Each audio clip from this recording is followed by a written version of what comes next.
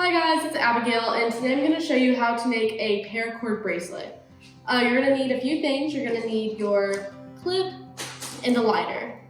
So for this one, we are only going to use one strand, but in the paracord water bottle holder, you are going to have to cut each of these strands into half. So you're going to have four 4-foot strands instead of two 8-foot strands. But today we're just going to use one of these 8-foot strands. If you have another clip, you can make it a bracelet at home, or you can make a keychain, whatever you want to do with the extra strand. So to start off, we are going to thread these ends through here. Okay, so once your cords are stranded through, you're going to pull them through this big loop and just pull all of that straight, keeping these ends together so the cord is the same length. Your buckle's gonna look a little bit like this.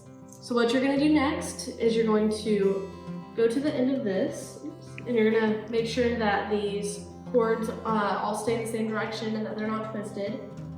And what we're gonna do is we're going to thread them through here.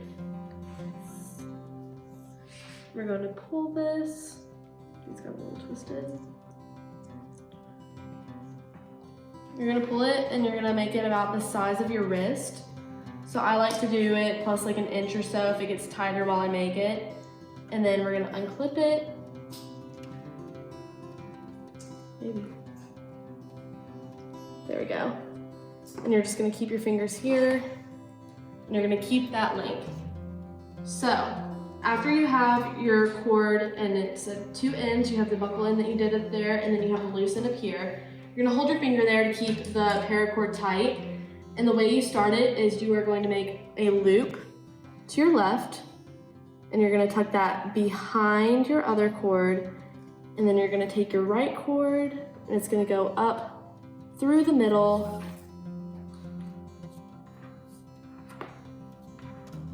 and pull.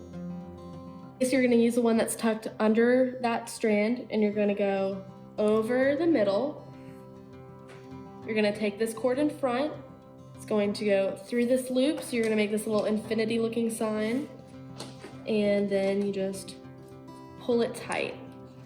And so what we're gonna do is we are going to repeat this pattern of making this little infinity sign all the way until we finish the bracelet.